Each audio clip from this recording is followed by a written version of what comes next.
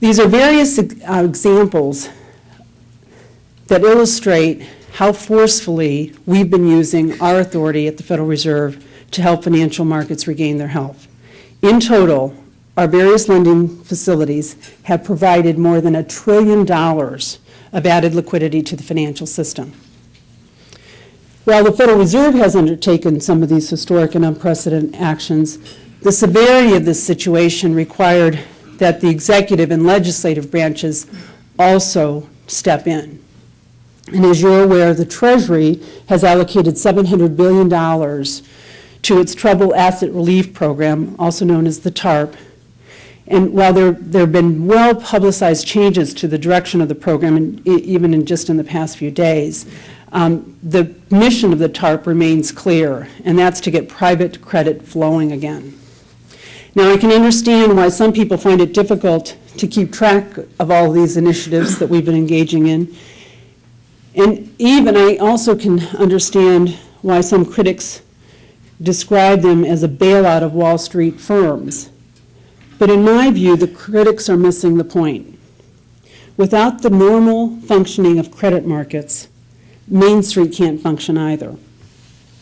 The broader point about the range of actions taken by federal authorities is that the actions took place only when it became clear that there were grave threats to the overall stability of the financial system and to the outlook for economic growth. The actions of the Federal Reserve, the U.S. Treasury, the international central banks, and other government entities have together helped to mitigate much of the potential damage to the global economy. Now, still, the turmoil has taken its toll, and today the economic outlook is decidedly negative. At the Federal Reserve Bank of Cleveland, we look at a lot of economic data, and we look at forecasting models, and we talk to a lot of people. In recent weeks, we've stepped up our contacts with businesses, banking, industry leaders, civic leaders, and we're hearing that the credit crunch is affecting many sectors of the regional and national economy. We're also seeing the ripple effect play out across the real economy.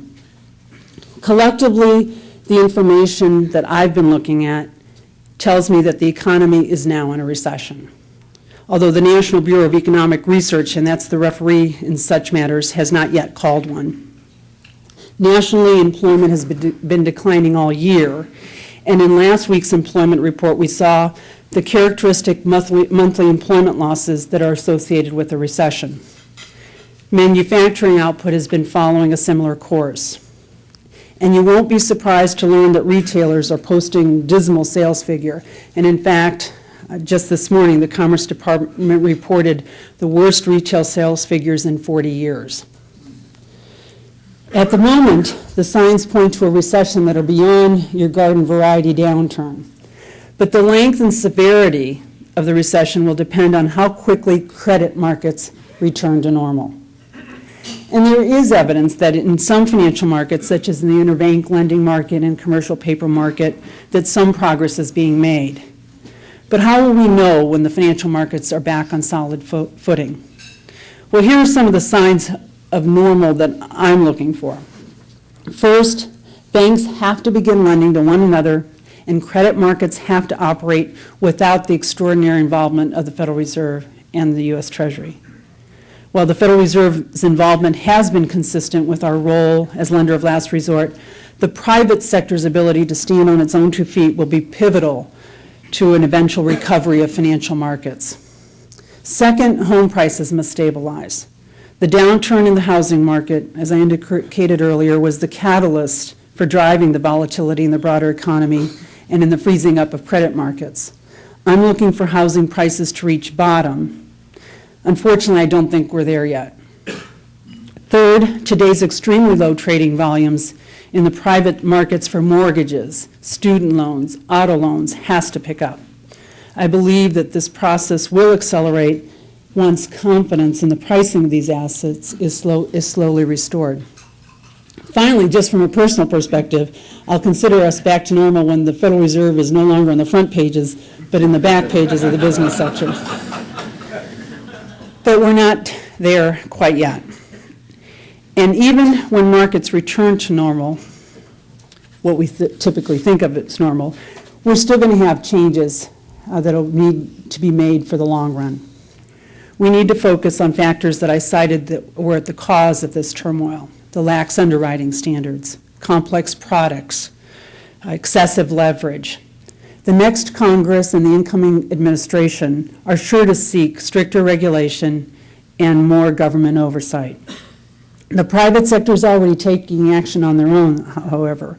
Financial institutions have started to rein in risky practices, and many of the problematic financial products have disappeared. The Federal Reserve has tightened up on regulations that apply to mortgage loan products and underwriting standards. So the government and private action, I'm convinced, will make strong efforts at having our financial markets become more transparent and less complex.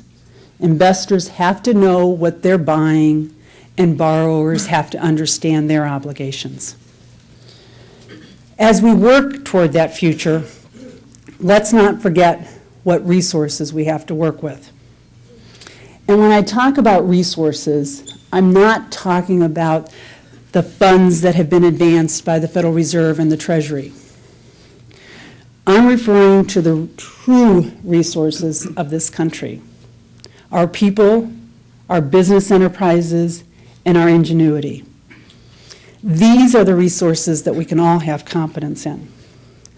Money provides a mean for exchange, but it's not the true source of our wealth. As we struggle to repair our financial system, we should not lose our confidence in the forces that have worked to our advantage throughout our country's history. Those forces are intact, and those are the forces that are going to endure. One of our founding fathers, James Madison, understood this. In a speech that he gave to the Virginia Convention in 1788, he said, "The circulation of confidence is better than the circulation of money." Just as confidence was paramount then, so it is as well today. We all know that our economy is taking some very hard knocks, but it is, in fact, our underlying resources as a nation that gives me great confidence in our ability to bounce back. And I think that's worth remembering, whether you're on Wall Street, Main Street, or right here on East 9th Street. Thank you very much.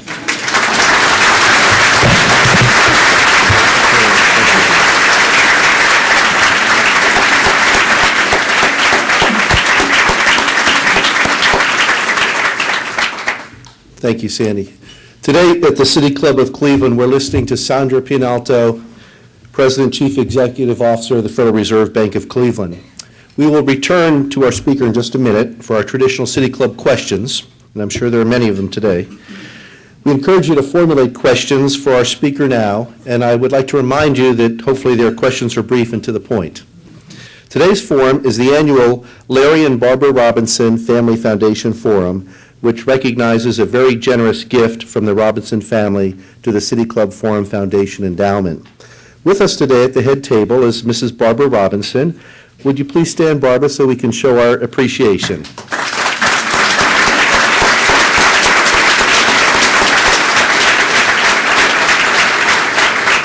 Always nice to see you here.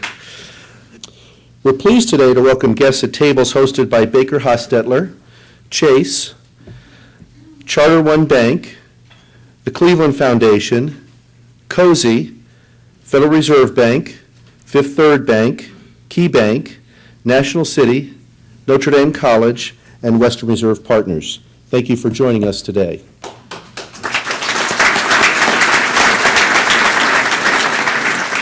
Should I have said J.P. Morgan Chase? Now, we would like to return to our speaker for our traditional City Club question and answer period. We welcome questions from everyone, including our guests. Holding the microphones today are City Club Director of Development, Jessica Leary Allen, and Assistant Director of Development, Marcella Brown. Now, Sandy, our first question, please.